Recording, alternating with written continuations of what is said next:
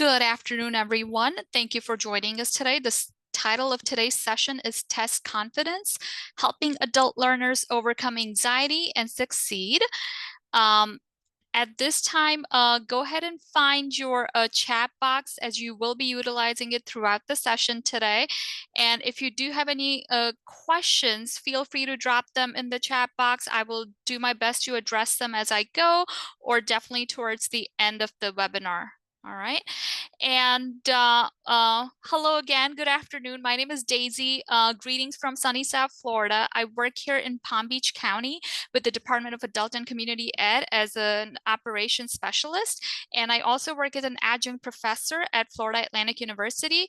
And I've had the privilege of serving as a trainer with Florida IPDE for several years now. And I truly appreciate the opportunity to present today. So many thanks to the IPDE team and our colleagues at the Florida Department of Ed for their continued support and collaboration. All right, so let's go ahead and get started.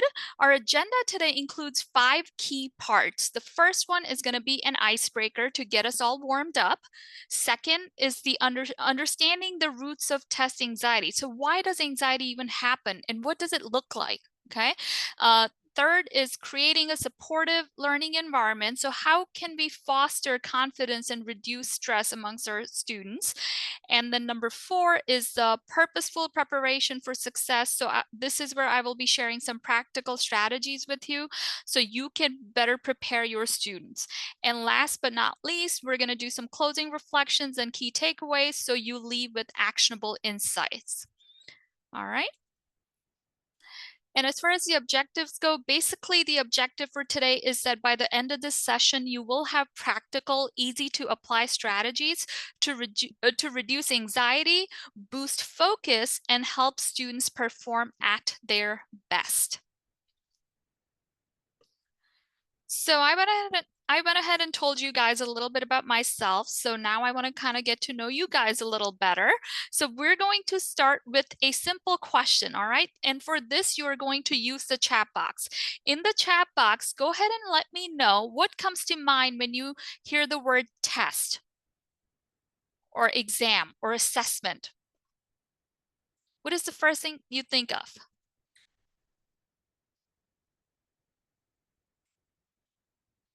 So in the chat box, I'm seeing challenge, oh no, scared, study, worry, stress, ugh, yeah, pressure, test stress, reflect, stress, time limits. All right, all of those are excellent answers. Okay, so make sure you have those typing fingers ready because I've got one more question for you. And that question is, what's your favorite way to relax before something stressful? And now this doesn't have to be a test or an exam necessarily. What is one thing that you do before you're about to do something stressful? Just to kind of calm down or relax a little bit. Self-talk, pray, deep breathing, listen to music. Get out there, get in nature, drink coffee, yoga, do a puzzle. Very cool. Deep breathing. More puzzles. Nice. Nice. Peppermint. I'm glad someone put that in the chat box because, you know, peppermint is one of those things anytime my students are testing, I make sure not only do I bring healthy snacks for them, I also bring some peppermint to go along with the healthy snacks. So thank you, Lourdes, for including that in the chat box. And I've got one more question, one more, and that is, would you rather take a test in the morning, afternoon, or evening? And you also need to tell me why. If you say morning, why do you much rather take the test in the morning?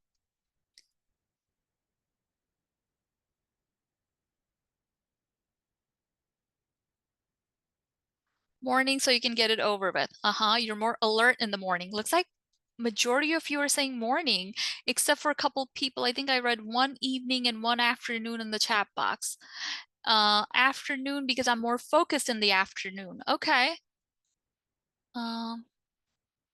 Morning because fresh mind. I'm organized in the morning. morning, more alert, then I can relax. Absolutely, I get that. I would be the same way too. Like, let's get this out of the way, right? Now what I want you guys to do is if you would please go ahead and scan the QR code that you see up on the screen. And if you're unable to scan the QR code, simply go ahead and go to menti.com, and then you will be expected to enter the code that you currently see on the screen. Okay, so you can either scan your QR code, scan the QR code, or go ahead and go to menti.com and enter the code. And while y'all are doing that, I'm going to go ahead and start my Menti presentation here. And when you join the Menti, you will have to answer the first question that you now see on the screen. And that question is, if you could instantly become an expert in any skill, what would it be? The code is appearing at the top of the screen right now. It is 84962501. 84962501.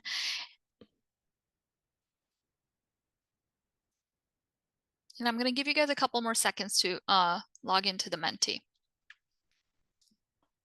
But the first question is already up, and as you can see, some people have already started answering. So thank you to those participants. And at least for now, about 11 of you said speaking another language. Me too. That would have been my top choice as well.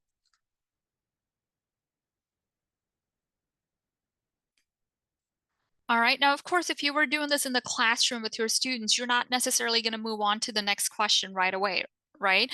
Like with me, if I were doing this with my students, I would pause here and ask them follow-up questions to kind of learn more about them, to gather that qualitative data, right? But for right now, for the sake of time, we're going to move on to our question number 2. Which one of these do you prefer? Do you like to drink coffee, tea? Do you drink energy drinks? Or do you basically just run on adrenaline?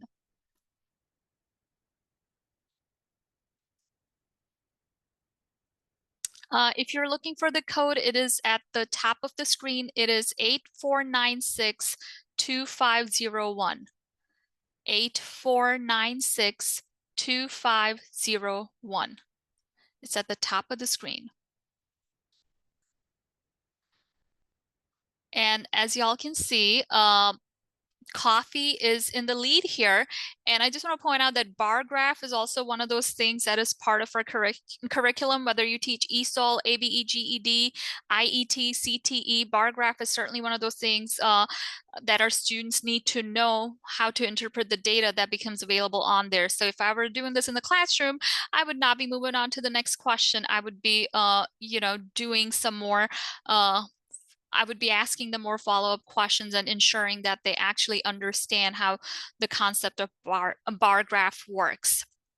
Next, the question here is, what emoji best describes your mood today? So any of you that are using your cell phones, you want to put in an emoji at this time. And if you're unable to do so, give me a word. I'm cool with that. You got to be flexible, right, in the teaching field. So happy, smiley, good. I see a pretty flower there with a smiley face. Love that.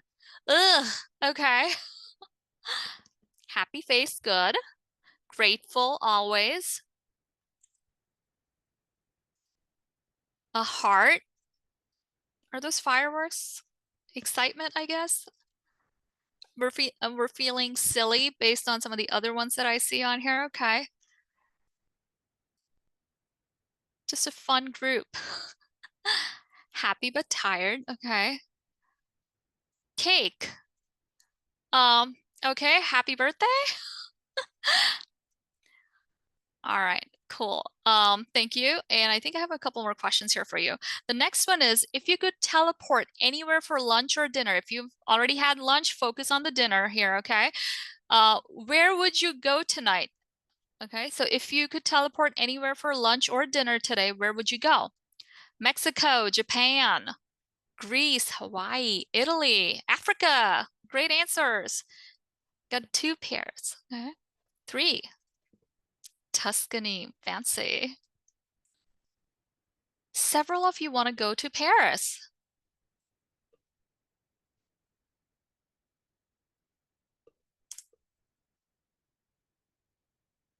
Okay, I don't know what happened here.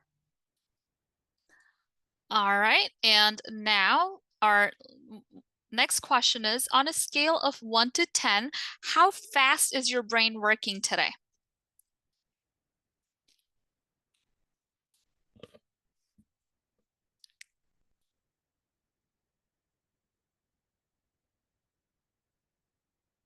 Okay, yeah, let's keep it to the side, right side there. So 7 and above looks good.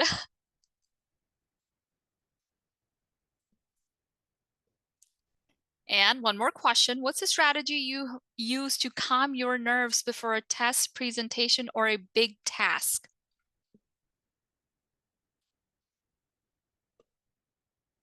Breathing. Arrive to the site early. That is so important. You want to make sure you get there early, you set up, and that you're ready to go. Breathing and peppermints. Yep. Positive thoughts.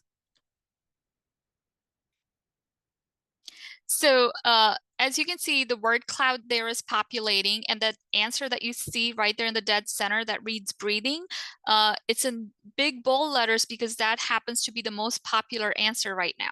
Okay, breathing and prayer. Good, good, good, good. And our last question, what success habit do you think helps our students the most, right? So what success habit do you think helps adult learners most? Is it being consistent and practicing every day? Or is it the positive self-talk? Or is it support from their peers? And the last one, of course, is teacher encouragement.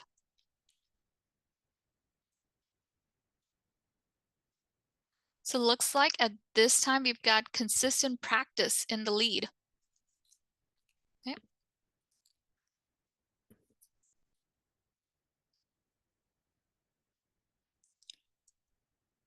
All right, thank you all for participating. I'm gonna try to get back to my presentation here. And while I'm doing that, I just wanna say Menti is a great way to get your students to start thinking and to activate prior knowledge at the beginning of the class. I usually use Menti when I'm about to introduce a new topic and things like that. You cannot necessarily use Menti as a formative assessment tool because first of all, you don't know who's saying what, and second, there's no real way to measure learning or things like that to do a knowledge check like that. But what you just saw is absolutely free. It's extremely user friendly, and yeah, if you haven't used Menti before, I would highly recommend it. Go ahead and check it out. Okay, and now let's look at roots of test anxiety, right? So before we can help our students overcome test anxiety, we first need to understand where it comes from. And as we move into this section, let's unpack the roots of test anxiety together so we can better identify what triggers it and how to help students face it with calm and confidence. So I'm going to ask you guys this question. What comes to mind when you see the words test anxiety or when you hear the words test anxiety? What do you think of as instructors or proctors?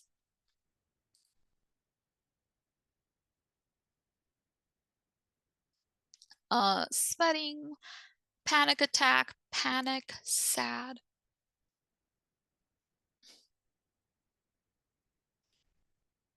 fear, lack of confidence, poor performance.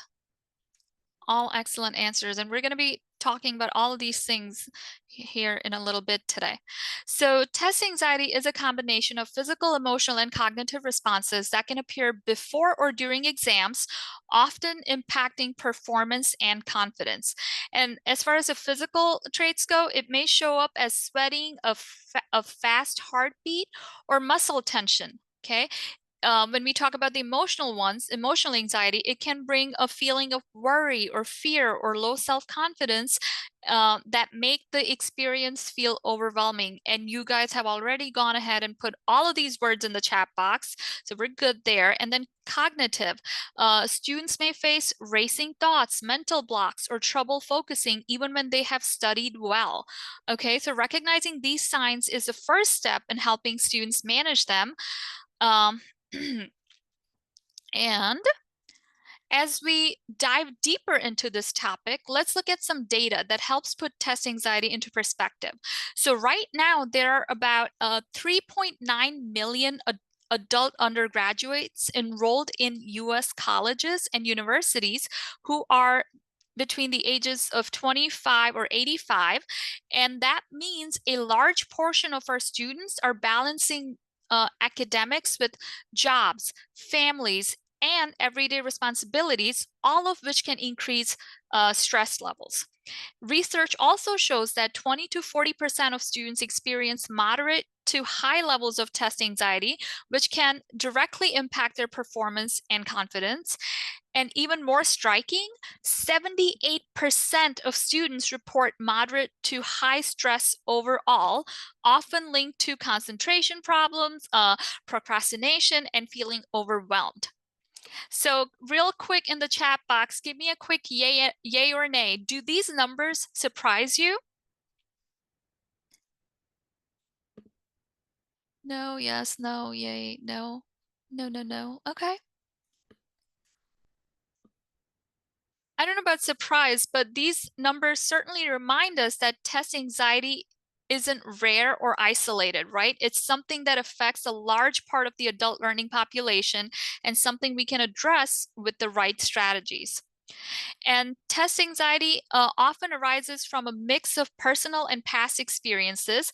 Common causes include fear of failure or judgment, high stakes testing situations, and lack of preparation or unclear expectations. Okay, past negative experiences, education gaps, and external or self imposed pressure to succeed can also contribute.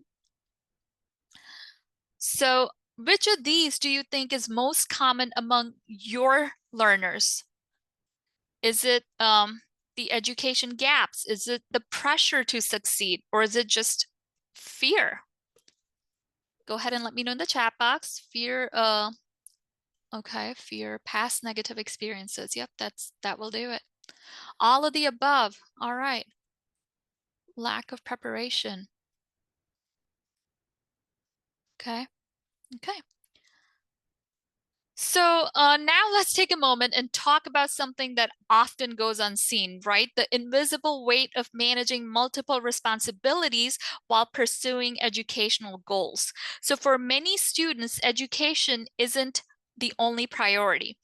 These are our students have jobs, right? They have family obligations, financial pressures, and personal commitments, all competing for time and energy. And balancing these demands can feel overwhelming, and that stress often impacts learning and performance. So, think about this. Have you ever had to study for an important exam or test while also meeting work deadlines or caring for your loved ones?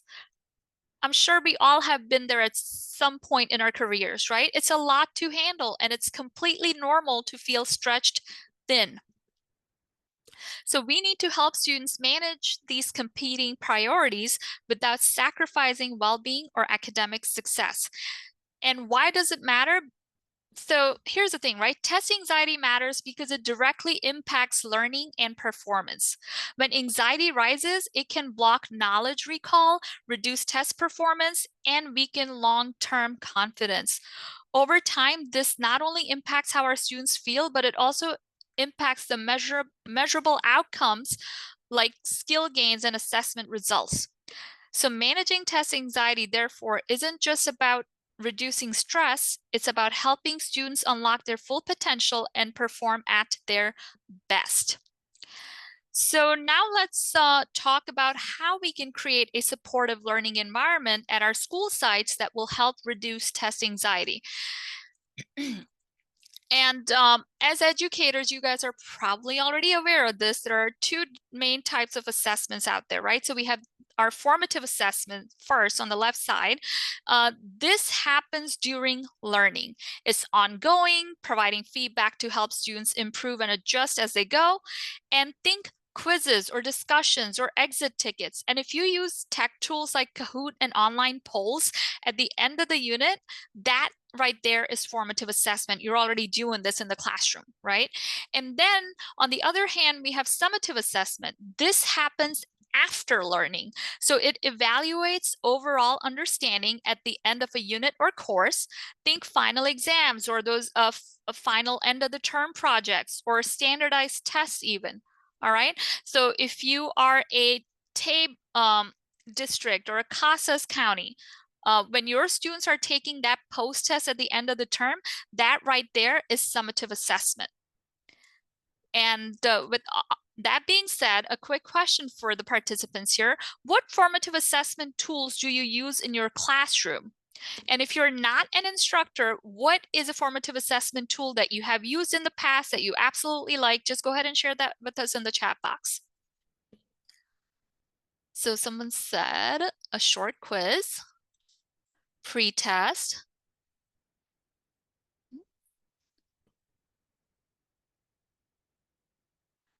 tickets and quizzes, exit tickets.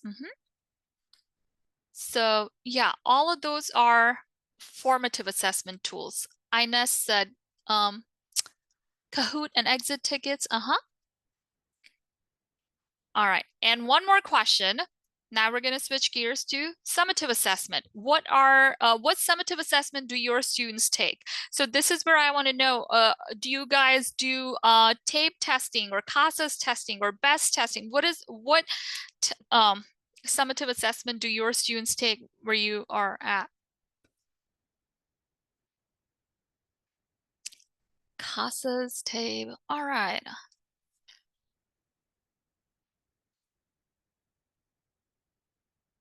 Okay, mixed group, it's mainly CASAS or TABE. Good, good, good, good. So let's talk about the intake process now, right? So providing excellent customer service from the very first point of contact helps set a positive tone and ease students' nerves before testing. So it takes a lot of courage for our students to pick up the phone or walk onto our campus to restart their academic journey. That's why it's essential that from the very first point of contact, whether it's a phone call or an office visit, staff members are warm, welcoming, and make the student feel comfortable and supported. Right? Because a warm, welcoming environment paired with well-prepared staff who have all the materials ready, the computer labs have been checked and tested out before the students get there. And when you have your procedures in place, you build trust and confidence. And on the day of testing, preparation is key. I cannot say that enough. If staff members are rushing to make copies or check computers, or if they appear stressed, students will sense that energy, right? And it can heighten their own anxiety. So you want to stay organized and you want to complete all preparations ahead of time so you can maintain a calm, confident, and supportive atmosphere for your students. And remember, your composure sets the tone. So don't let your anxiety become theirs. Okay. And then communication, clear, friendly communication reassures that our students understand what to expect, and it also reduces uncertainty. Right. So several of our school sites locally here in Palm Beach County, they will host like a testing orientation to help students feel informed and confident before the test day. And during these orientation sessions, the staff will clearly communicate expectations such as testing duration, like, hey, you're going to be in the computer lab for about 2 hours tonight, okay? Lab rules, like no children, family members, cell phones are allowed in the lab. You cannot be taking notes while you're taking this assessment. And they also talk about the procedures for taking breaks, like when is a good time and things like that. They also share practical tips like bring a jacket in case the lab is cold, and reminding students that the test is multiple choice. So this proactive approach helps reduce uncertainty and anxiety by ensuring students know exactly what to expect. So it goes back to taking the time to prepare students by explaining what to expect, right? And answering any questions that they may have. When you do all of these things, it makes them feel supported and ready, and it also reduces test anxiety during that pre-test process. Uh, and let's talk about a tech tool. So leveraging available tools to better support students who struggle due to limited computer skills. Now, in many of our programs locally, we have students with limited computer skills, okay? These students struggle with using a mouse or a keyboard. So to support them, we often use a touchscreen computer for the assessment, but I mean, not all of our school sites have touchscreen computers. So in that case, what happens is that a staff member or a student volunteer will work one-on-one with new students before testing. So they will use free digital literacy tools like the library, our Palm Beach County Library system. They have this tool called the Mousercise, which teaches our students basic mouse skills in a fun, interactive way. So some of the instructional software we use also, so some of our staff will sit down with these students that are struggling, show them how to use a mouse and things like that. Then they will practice on Mousercise for a little bit. And what also happens is that some of the instructional software that we use locally here, they also have a digital literacy component built in to their systems to help improve students' technology skills. So we may use that as well sometimes, all right? And above all, be patient and calm with these students. Your positive attitude and encouragement helps our students gain confidence, improve their computer skills, and ultimately perform better on their pre-test. All right. So next up, and this is mainly for anyone that said CASAs there in the chat box, all right? So how many of you that said CASAs are familiar with the CASAs e-test sampler? If you are not familiar with it, do not worry. I'm going to go ahead and share a link in the chat box with you right now. So when you click on this link, it will bring you to this CASA's e-test sampler, where you will find several different test items. So we have our reading test items here. Of course, Goals 2 is mainly used for ABE, GED, and STEPS is used for ESL programs. We have math practice, listening practice, so on and so forth. So you can use the e-test sampler from any web browser, and locally our staff utilizes the sample test items to familiarize students with CASA's items and provide them with practice in answering similar questions. All right. It also enhances the smoothness of future testing sessions by familiarizing students with the test format and expectations. And it reduces student test taking anxiety by providing them with an opportunity to become more comfortable with the testing process. Next up, what I want to share with you is this. So DRC also offers a tape practice portal, which some counties in Florida use to help students prepare for testing. I wanted to share this resource with you in the chat box as well. So I'm going to go ahead and do that now. Okay, in case you, that is because I did notice some tabs in the chat box earlier. So in case your school site does administer the tab, make sure you check this out. It's a great tool for helping students become comfortable with test format, practice key skills, and build confidence before the actual assessment. Next would be the ACT or ACT work keys. If any of you use this particular assessment, I'm putting in one more link in the chat box there. ACT or ACT work keys also has sample test items available on their site for practice purposes. So be sure to check out those sample test questions that they have there for you to better prepare your students. And now I'm going to go back to my presentation here. All right, so let's walk through the testing process and how we can make it as smooth and supportive as possible. So before the test, preparation starts early, right? Explain the test format clearly so your students know what to expect. Ensure that their desks are clear, their phones are put away, and that the environment feels calm. Remind your students about timing, pacing, and focus strategies like take deep breaths to stay focused. Okay. During the test, you want to stay present and you want to be supportive. Proctor actively and answer any quick questions that the students might have. Of course, you're not answering any test questions, but you're answering questions that they may have about the test to make them feel more comfortable. And you also want to maintain a calm tone to keep students at ease and focused. And after the test, you want to communicate next steps with your students, right? So communicate the next steps clearly so they know what comes next. And celebrate their effort and highlight their strengths to build confidence for future assessments. And by following all of these strategies that are listed on the screen here, we create a structured, positive experience that minimizes anxiety and supports success. Now let's look at some classroom strategies that truly help prepare our students for success. So let's start by using student data, like assessment results or progress reports to guide instruction, right? So this helps target the areas where students need the most support. So several of our local instructors use students' pre-test data, and at the beginning of the term, they hold data chats, and they also set academic goals with their students, right? So they will sit down with each individual student one at a time, one-on-one, and this is where they're showing them like, hey, here's the quantitative numerical data. This is where you stand right now. This is where I need you to be by the end of this term, and this is how we're going to get there. So we're going to set those academic goals, right?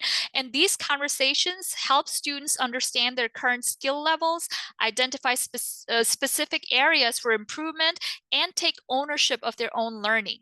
It's a great way to make data meaningful, foster motivation, and guide instruction throughout the term. One other thing you want to do is you want to build consistent routines that include small, regular test prep activities. Many of our instructors locally use the exam prep feature in the instructional software to project, say, 3 to 5 questions in class every day. All right, and this is also the time when they're getting to teach their students those test taking tips and tricks, like, hey, I need you to read the question first so you know what you're looking for, that kind of deal. And you want to leverage your students' strengths to improve their weaker skills. So connect what they already do well to the areas that challenge them. Locally, instructors also use individual student reports and class reports to plan data-informed lessons and better prepare students for success. And these reports, whether it's CASAs or TABE, they all have quality reports available that you can run for your students to deliver data-driven instruction in the classroom. And these reports help instructors identify strengths and areas for improvement. They help tailor instruction to build English, work, and life skills, and ultimately support students in achieving stronger post-test outcomes. And finally, ensure you are maximizing available tools and resources. There are so many practice test items out there. There are so many reports that are available, right? So make sure you familiarize yourselves with all those things too, so you can better support your students. When we use all of these strategies that are listed here on the slide together, these strategies foster confidence, reduce anxiety, and create a classroom environment of steady growth and readiness. Creating a safe and supportive learning environment is key to helping our students overcome anxiety. Educators should encourage questions and normalize mistakes to reduce fear of judgment. I tell my students this in the classroom almost every day, like, this is a safe place, ask questions, don't be afraid, okay? And that positive reinforcement boosts confidence and motivation, while fostering peer support and collaboration helps our students feel less isolated. All right. So classroom accommodations should align with those students, with those that our students will receive during testing, as this consistency better prepares them for success.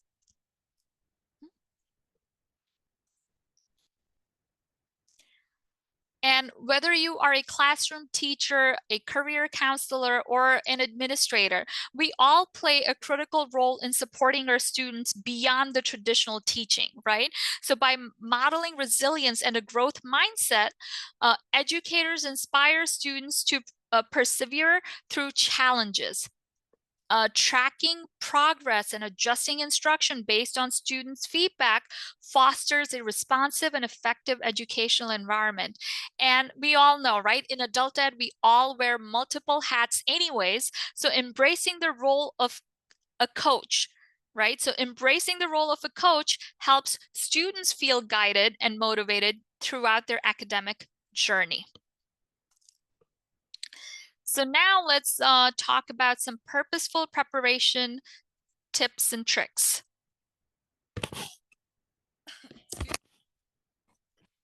Equipping our students with practical test-taking strategies can greatly reduce anxiety and improve results. So teach time management techniques. For example, setting mini goals for each section to help students pace themselves.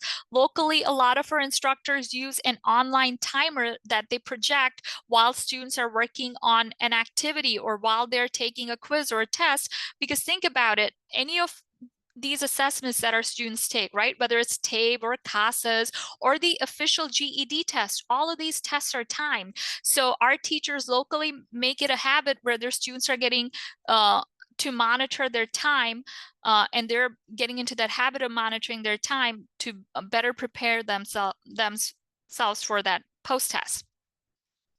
You also want to introduce your students to the process of elimination for multiple choice questions so they can make better decisions with accuracy. And reinforce reading comprehension strategies like highlighting keywords or identifying main ideas to boost understanding, and provide regular practice with sample test items. I just kind of showed you a few test items that are out there on CASAs and TABE and whatnot. So use those. There are additional ones available online as well that can help your students. And these hands-on strategies will help students feel prepared, confident, and ready to perform their best. Practice is where confidence is built, right? So let's explore some practical tools you can use. So if you use Prism curriculum out there, just know that they have pre-made Kahoots that are already built for you, ready to use after each unit. All right. Different instructional software, whether it is for ESOL or ABE-GED, they provide structured exam prep activities, and daily in-class practice will help identify gaps early. And a lot of our sites also use practice tests for midterm purposes, like as a practice midterm exam to help reduce test anxiety. And in my classroom, I use Google Forms all the time as an exit ticket. So this way, my students know how to use it, and I am gathering the data to make sure that they got what was taught today. And if I see any gaps, I know I need to go back and reteach this. And then finally, online test samples allow students to practice in real test formats, building comfort and reducing any surprises. So when students practice regularly using these tools, they not only improve their skills, but it also boosts confidence and lowers anxiety by knowing exactly what to expect. And one of the best ways to reduce test anxiety is through preparation. Start by simulating real test environments, recreate the timing or the structure, and maybe even the settings so students know what to expect. Okay. In our district, for example, some of our ESL sites, right, they will hold a practice midterm exam in the instructional software.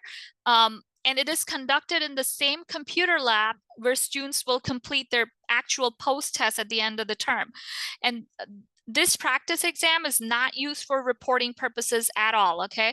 Instead, it's just a valuable tool to measure progress, build comfort with testing, and also the testing environment, and prepare students for success on the actual post-test. And you also want to use targeted study through diagnostics.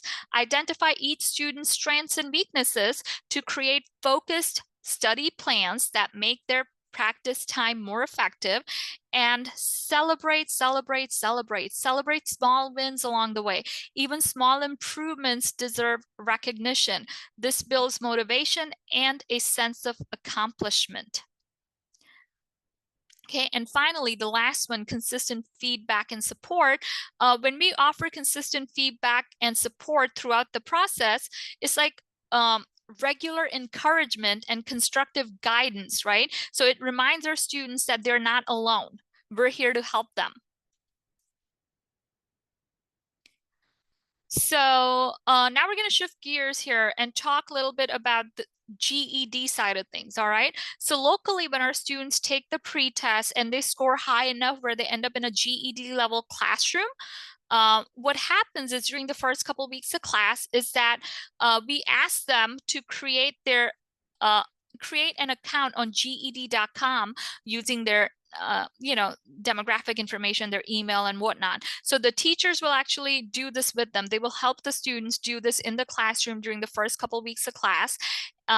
And while they're registering, while they're creating their accounts on GED.com, we also go ahead and make sure that they attach themselves to Palm Beach County schools. So their progress is connected to our district's adult education program and support services.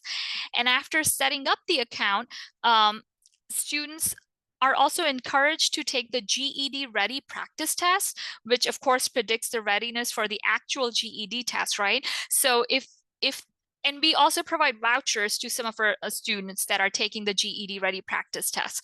So if they take that test and they score high enough, then we really truly encourage them or assist them to sign up for the actual official GED test.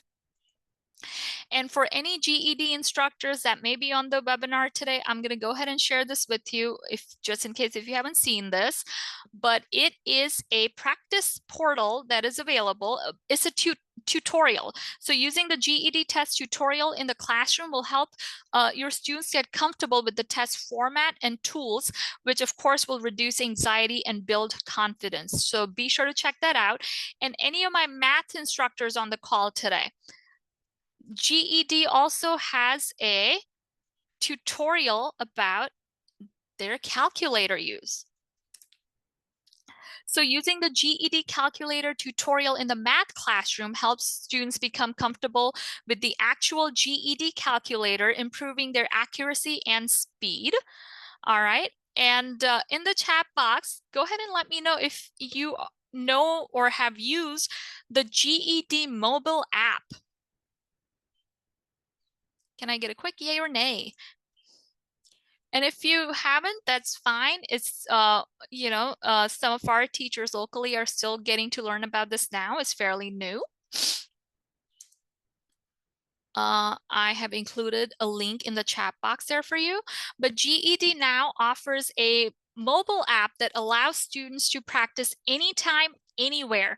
You can direct your students to the official GED website, or you can share that link with them, the one that I just shared with you, for more information, and encourage them to download the app on their phones or tablets. So while they're waiting around for a bus or whatever, they can be practicing and studying for the official GED test. All right. And now I'm going to try to get back to my presentation here. And locally here in Palm Beach County, we have 4 testing centers.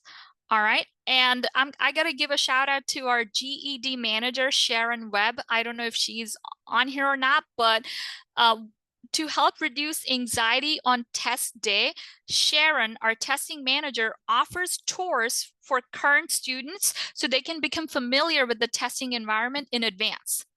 As a result, when the students return to take the actual test, they already know the staff. They recognize the staff, they know exactly where to go, and they understand the procedures, right? So that makes them feel more comfortable.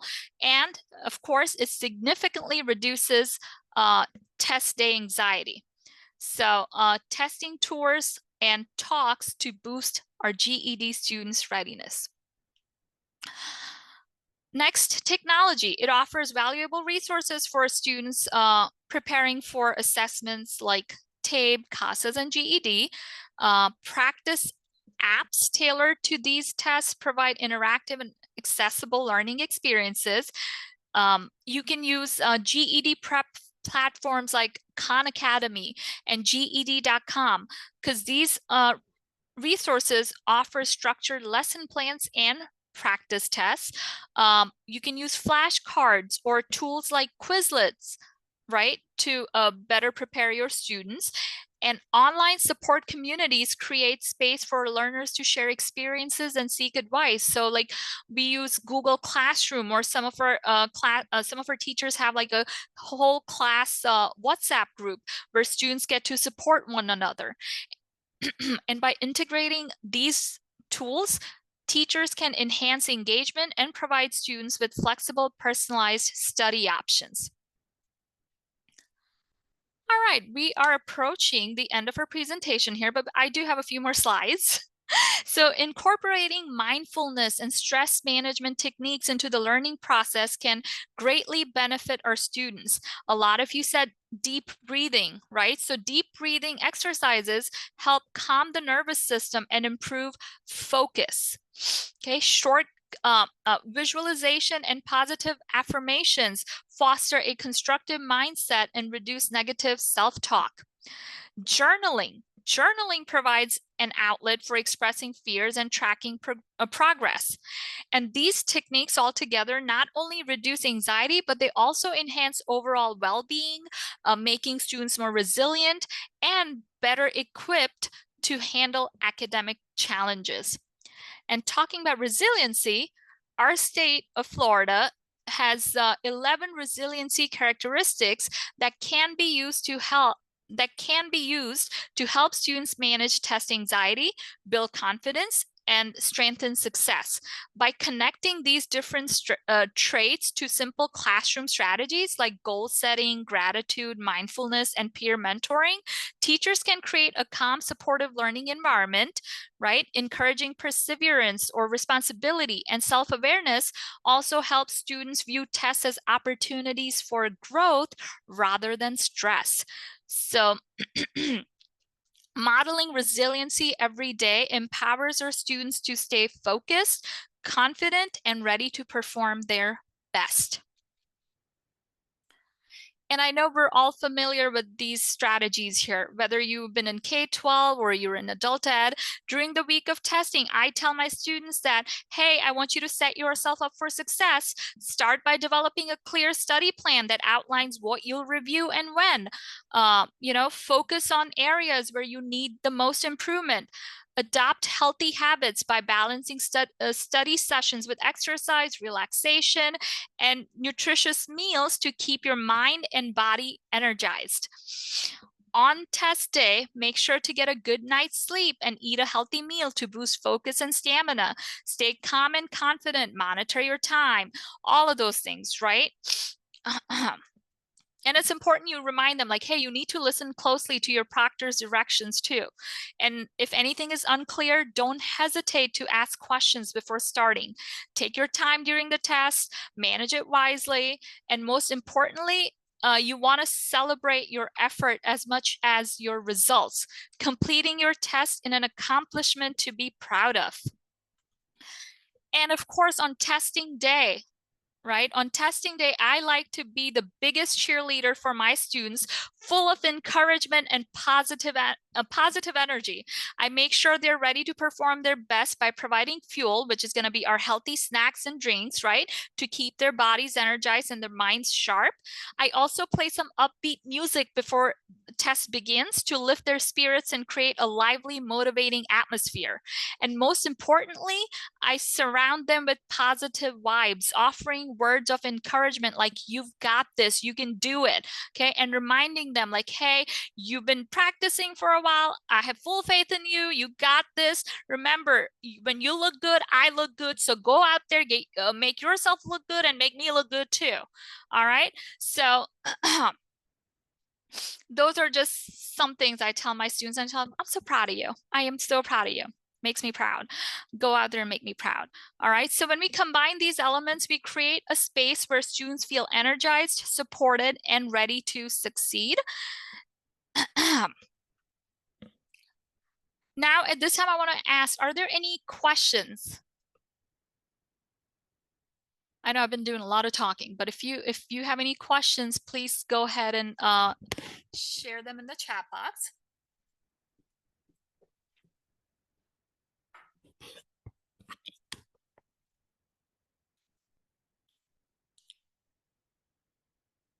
Yes. Is the GED app free for download and use? Yes. Uh-huh.